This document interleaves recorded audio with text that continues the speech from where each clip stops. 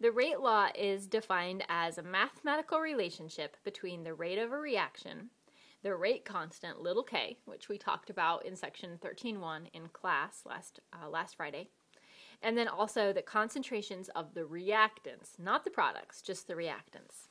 So for a generic reaction, my favorite, little a plus little b goes to little d plus little e, the rate law for this reaction is described as the rate of the reaction, rate is equal to the rate constant k times the concentration of reactant A raised to exponent x times the concentration of reactant B raised to exponent y. And you just tack on as many terms here in the rate law as you need based on the number of reactants that you have. Here we have 2 reactants, so we have 2 terms, A and B. If we only had 1 reactant, A goes to D plus E, our rate law would just look like this. If we had a 3rd reactant, it would be K times A to the X times A to the X times B to the Y times C to the Z or whatever we had. The values of the exponents, X and Y and Z and however many terms you might have, are experimentally determined. They have absolutely nothing to do with the stoichiometry of the overall reaction. You will learn in section 13.5 that X and Y and Z and your exponents in general are based on the stoichiometry of something called an elementary step, which is a component of the overall reaction, but they have nothing to do with the stoichiometry of the overall reaction that you're working with. Sometimes the values of the exponents are equal to the value of the stoichiometric coefficients, so sometimes little a and x are the same number and little b and y are the same number. And that can make it a little bit confusing, but don't let yourself be tricked when you run into those coincidences. They are experimentally determined and not based on stoichiometry. So, for example, here's a rate law. Rate equals K times the concentration of F2 times the concentration of ClO2. This is for some reaction. This whole thing is the rate law. Sometimes students get confused and think that just the back half of it is called the rate law, but the whole entire thing is the rate law. For this particular reaction, the value of X is 1 and the value of Y is 1. They're not being written down because we usually don't write ones when they're exponents.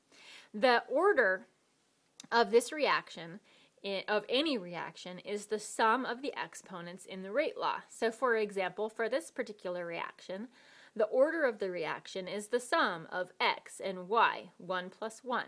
The order of this reaction is 2. We call this a second order reaction.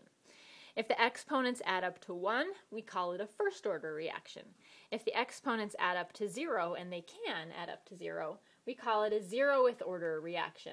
And there are other possibilities for orders of reactions aside from 0 and 1 and 2, but in Gen Chem, those are the 3 orders of reactions that we work with, 0 and 1 and 2.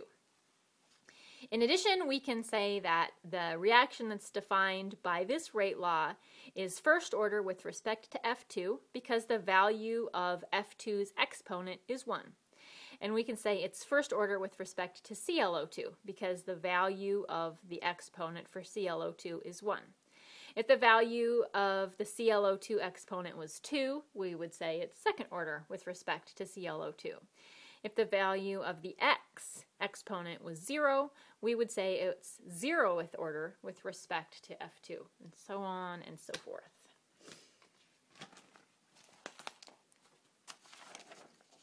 One of the values of the rate law is that it can be used to determine the rate constant, the value of the rate constant for a reaction. If you know the rate of the reaction, excuse me, I'm adjusting here. If you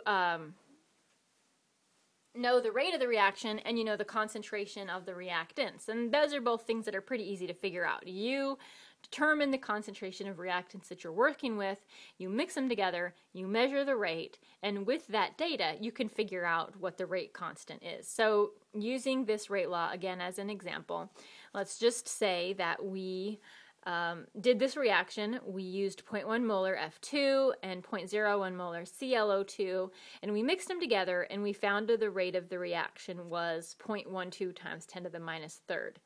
Let's not worry about the units of the rate at this time. We're going to worry about those later, but for now, we're just doing math with numbers. So if we wanted to know what the value of the rate constant K was, all we would have to do is plug these values in to our equation for the rate law. The rate is 0.12 times 10 to the minus third. K is our unknown variable. F2 is 0.1. ClO2 is 0.01.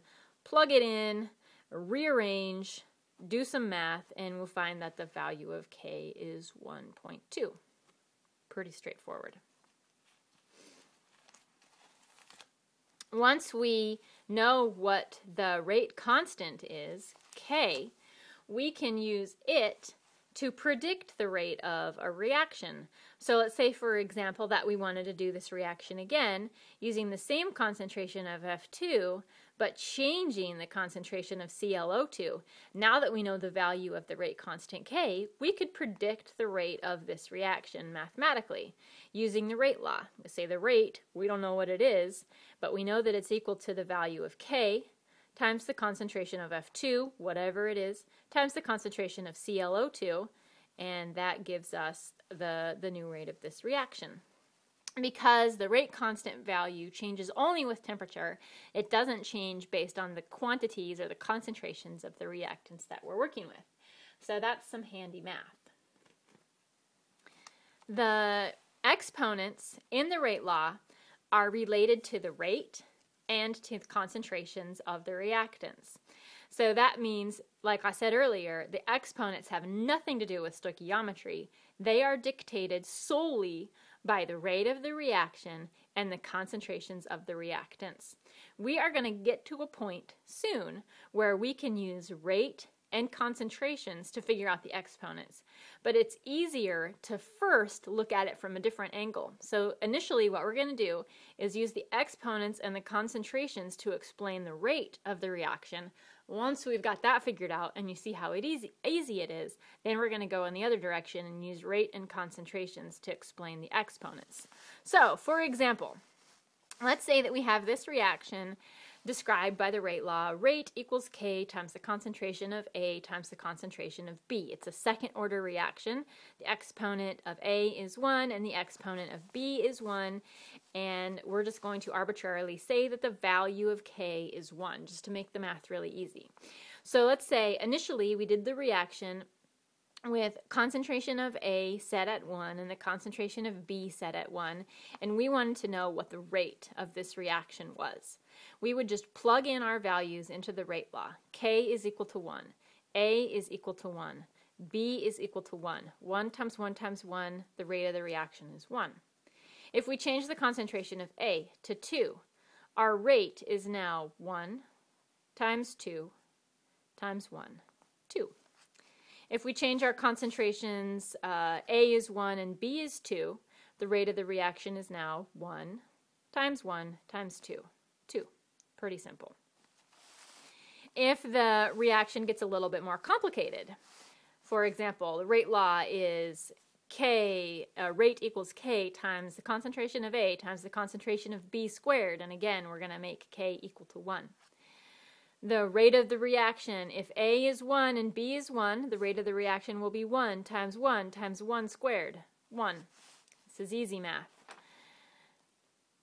If the concentrations of A and B are 2 and 1, respectively, the rate of the reaction is 1 times 2 times 1 squared, 2.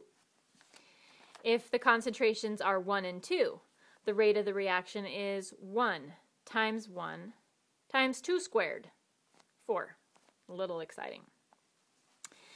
One last example of this. If we have a reaction with the rate law, K equals concentration of A times concentration of B to the 0 power. If we have concentrations of 1 and 1, the rate will be 1 times 1 times 1, 1. For these concentrations, the rate of the reaction will be 1 times 2 times 1, 2. For these concentrations, the rate will be 1 times 1 times 2 to the 0, 1.